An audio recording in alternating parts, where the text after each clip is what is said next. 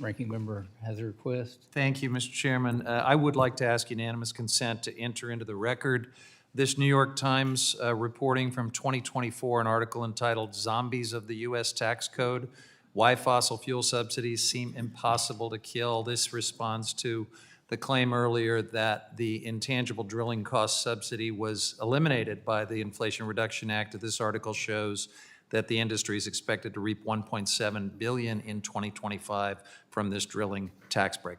Without objection, Thank you. so ordered.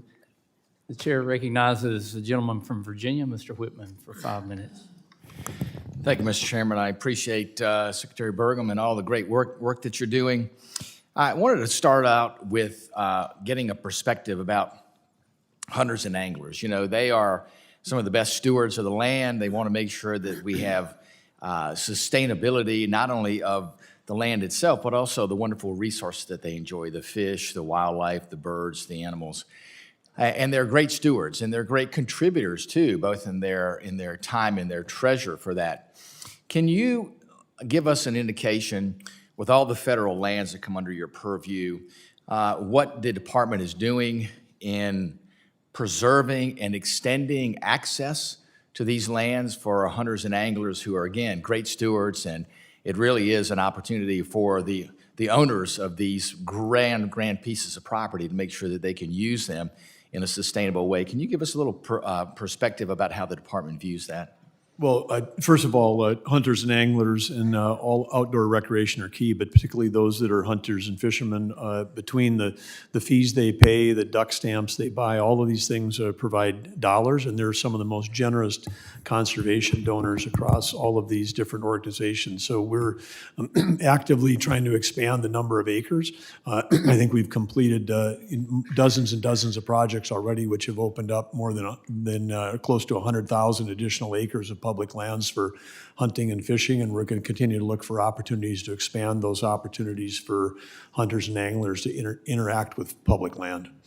You know, another important aspect of what the department does is through the U.S. Fish and Wildlife Service and looking at enhanced opportunities for lands that could be part of that system for conservation easements. You know, a lot's done with the Migratory Bird Conservation Commission with duck stamp dollars.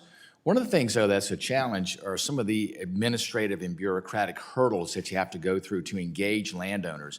I would argue we have a lot of willing landowners there, but when they find out how arduous the process is, a lot of them, you know, have great intentions in mind, but those things impede the ability for us to be able to have those other opportunities there. And I know we've experienced it there in the Rappahannock River Valley Wildlife Refuge, where we've had folks that want to partner, but then when they get involved in the process, all of a sudden they go, well, you know, I'm just not interested in going through all of that machinations that we have to go through, sometimes years in real estate evaluations and then back and forth. And so it becomes arduous.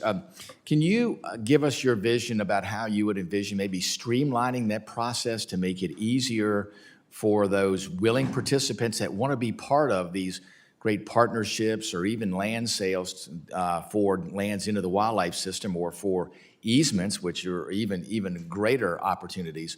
How you would look at streamlining that to maybe encourage more folks to be part of that?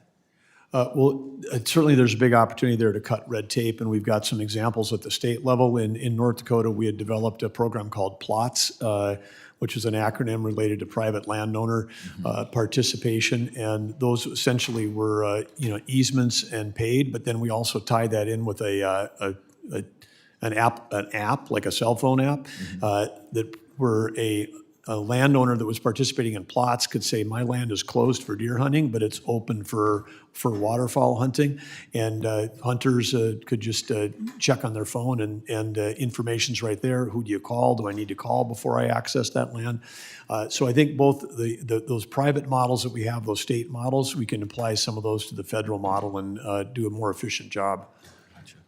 You know, there's also great value, too, in promoting voluntary conservation efforts, both on public and private lands. We have great friends groups at our refuges that do an incredible amount of work there.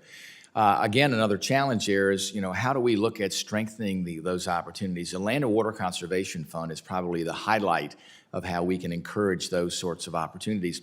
Can you give us your perspective about how maybe we could strengthen the Land and Water Conservation Fund and promote more opportunities or broader voluntary conservation efforts from partners that want to be involved, but sometimes are limited just because of the very elements of the structure that that these agencies have in place that say, no, you can't do this, no, you can't do that. I mean, I hear from friends groups all the time. They see work that needs to be done, yet they're told can't do it because of these limitations. Well, again, it gets back to cutting some of that red tape. On the wildlife refuges that I've had an opportunity to visit so far, always make a point of connecting with the friends groups, and whether that's volunteering and helping to host, or whether they're actually helping to do conservation work, they play a key part of it. But we got to really tap into those local communities. I agree. Thanks, Secretary Burgum. Mr. Chairman, I yield back.